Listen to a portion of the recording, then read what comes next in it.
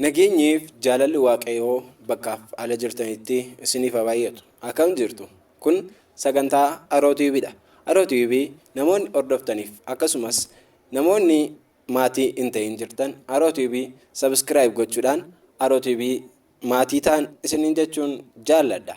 Egaan guyyaa irraa qophii tokkoon qabadhee dhufe isarratti waliin dubbannaatii hamma xumura sagantaa kootti nu hordofaan dhaamsa kiyya. Kun Aroo TV. Gara sagantaa kootti.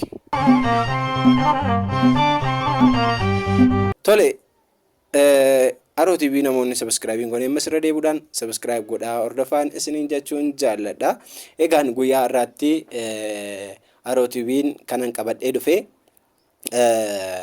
viidiyoo lamaan tokkoon qabadhee dhufe viidiyoo gidduu kana miidiyaarra naanna'aa jiruu fi akkasumas immoo viidiyoo kan nama ajaa'ibu tokkodha. Baay'ina ajaa'ibee amantaa ortodoksii keessatti wanta argame hin beekne wanta ta'u malleedha siti kanaafini viidichaa akkasin irratti yaada keessan kennitanii barbaada. Seera mana kiristaanaadha moo seera mana kiristaanaa miti kan jedhu irratti illee akkasin yaada keessan naaf qooddanidha. Kanani isiniif fidee dhufe viidiyoo kana amma xumura sagantaa kootti nu hordofanii dhaamsa kiyyadha. Egaan mee jalqaba irratti viidiyoo gidduu kana naanna'aa jiru miidiyaa irra naanna'aa jiru isa hordofnee walitti deebinaati. Viidiyichi kunooti hordofnu.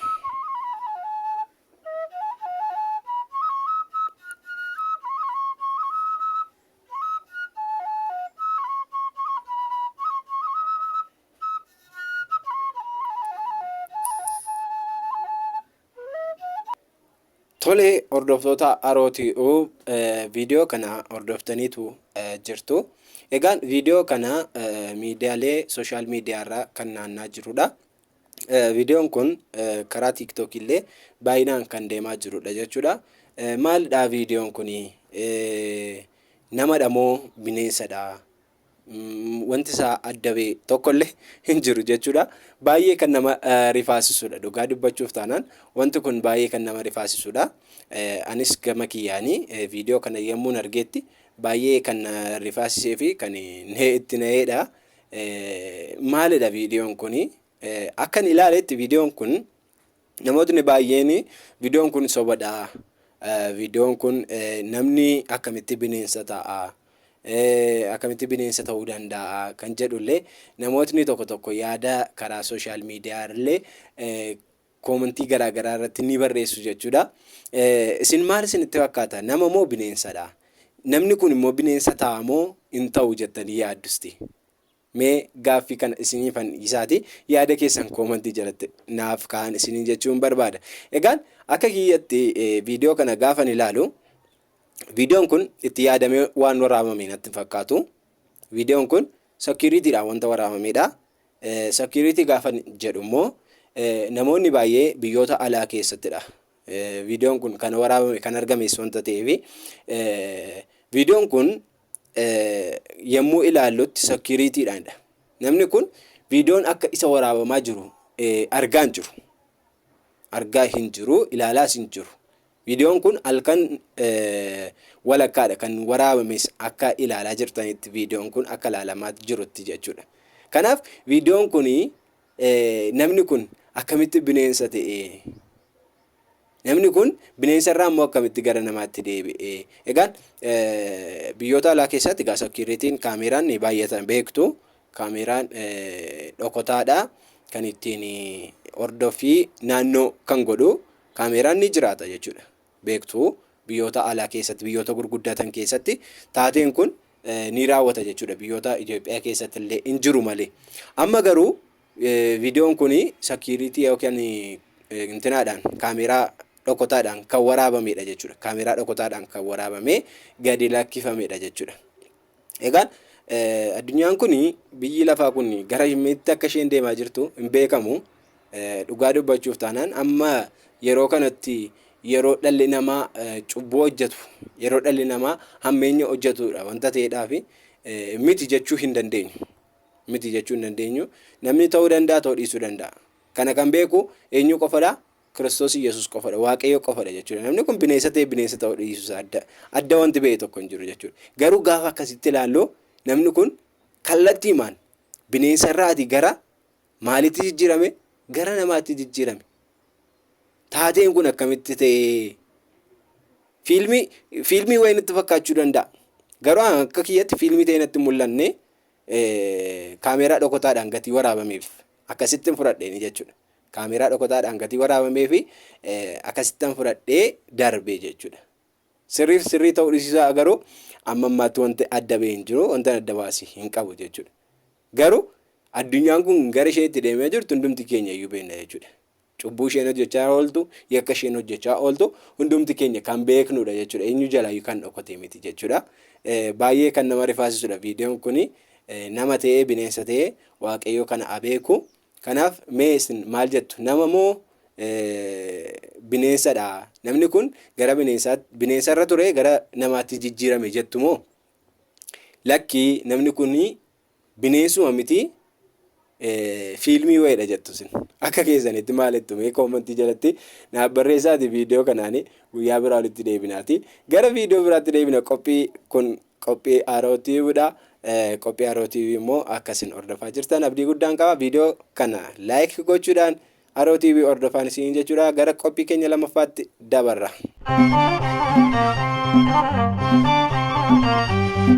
Tolee hordoftoota Aroo TV qophii keenya lammaffaatti darbinee jirra. Qophii keenya lammaffaa guyyaa irraa immoo kanan isiniif qabadhee dhufe viidiyoo ajaa'ibsiisaa tokkoon isiniif qabadhee dhufe. Viidiyoon kun viidiyoo baay'ee nama ajaa'ibudha. Viidiyoo daqiiqaa tokkollee waan guutu natti hin fakkaatu. Mee viidiyoo kana hordofneeti walitti deebina. Akka seera mana amantaa keenyaatti seeraa moo seera miti kan jedhuudhaan waliin ilaalla wanta ta'eedhaafi mee viidiyoo kana hordofnuuti. Viidiyoon kun kunooti.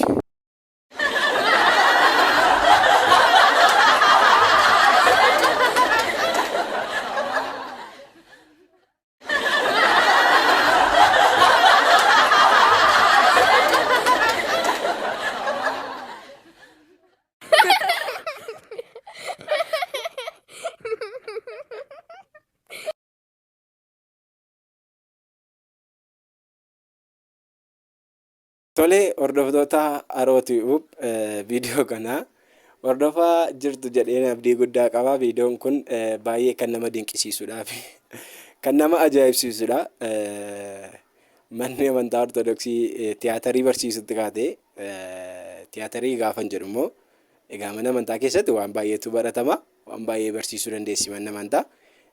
Namoonni addunyaa kana diraamaa hojjetanii fiilmiiwwan garaagaraa mana biyya lafa kan Itoophiyaa hojjetan iyyuu jechuudha. Mana amantaa keessatti baranii kan isaan ba'an maaliif diraamaan hafuuraallee ni jiraata. Diraamaa hafuuraallee ni jiraata. Namoonni karaa sanaan ba'anii dhaqaniitu kan biyya lafaa hojjechuu danda'u jechuudha. Kanaaf manni amantaa waan baay'ee barsiisti jechuu barbaadeen. Kun immoo tiyaatarii fiilmii wayii natti fakkaate beektu. Fiilmii wayii anatti fakkaate. Akkamittiin akkasitti hojjetama? Mee gaafa laaltan akkasitti gaafa laaltan kana mee ilaala. Amma akkasitti jechuudha. Kabaroorri rukutamaa jira saba. Akkasitti galateeffannaan akkasii Ortodoksii keessa jiraa'u. Galateeffannaan akkasii mana amantaa Ortodoksii keessatti argitanii beektu. Namni argee beeku jira galateeffannaa akkasii. Sirna akkasii mana amantaa Ortodoksii qabdi. Gaafii hunda keenyaadha jechuudha. Maaliif manni amantaa Ortodoksii akkasitti kabaroo rukuttee hin beektu. Seera keessas manni amantaa Ortodoksii hin qabdu. Akkasitti rukutaa kabaroo akkasitti galateeffadhaa kan jedhu hin jiru. Akkamumatti wanta akkasii hojjetu. Maa inni naanna'uun akkasii? Ofirra naanna'uun akkasii? Maa inni mataatti ol fuudhanii baatan? Eessaa dhufe kun seera isa kamiidha? Kanaaf iyyuu waan akkasii kun seera miti mana amantaa Ortodoksii keessa tasumaayyuu hin jiru. Wanta akkasii hin barbaachisu jechuu qabdi. Hin barbaachisas hin jenne isheen mana amantaa keenya. Garuu waan kun wanti isaan hojjechaa jiran kun mana amantaa bakka hin bu'u. Mana amantaa bakka bu'ee mana amantaa Ortodoksii kan ittiin beeksisu miti kun. Kan ittiin salphisuudha malee. Wanti kun hojiin akkasii kennu jechuudha. Kanaaf hojiin akkasii maal ta'uu qaba? Dhaabbachuu qaba. Hojiin akkasii kana booda dhaabbatee namoonni hundumtuu wantoota akkasii maal ta'uu qabu balaaleffachuutu irra jiraata jechuudha. Balaaleffachuutu irra jiraata. Kanaaf iyyuu hin barbaachisu. Seeraan manni amantaa keenyaa kan isheen ittiin faarfattu, kan isheen ittiin galateeffattu sirnaaf heera mataa ishee dandeessee qabdi. Gatii ta'eedhaa fi waan akkasii balaaleffachuun irra jiraata hundi keenya. Egaan argitaniitti hundumti keessanii wantoota akkasii mana amantaa keenya keessatti wantoota nama muufachiisanidha jechuudha. Qophii Haroo TV irraa akka hordofaa jirtan abdii guddaatan qaba. Guyyaa har'aatti qophii sagantaa kootii viidiyoon qabadhee dhufee xumureetan jira. Guyyaa biraa viidiyoo biraan amma walitti deebinutti namoonni hundumti keessan koomentii jalatti yaada keessan naaf kaan isiniin jechuun barbaada. Akkasumas viidiyoo kana like gochuudhaanii nu jajjabeessaa. Akkasumas namoonni Haroo TV subscribe hin godhin jirtan subscribe gochuudhaanii maatii Haroo TV ta'an isiniin jechuun fedha. Akkasumas sagantaalee kana fuulduraatti sagantaalee qophii garaa kan eegallu ta'a wanta ta'eedhaaf hundumti keessan sagantaa Haroo TV hordofaan share godhaan isiniin jechuun jaalladha. Qophii biraan amma walitti deebinutti torbee nagaan isiniif haa ta'u. Waaqayyo isin duukaa ta'u. Horaa bulaa deebana.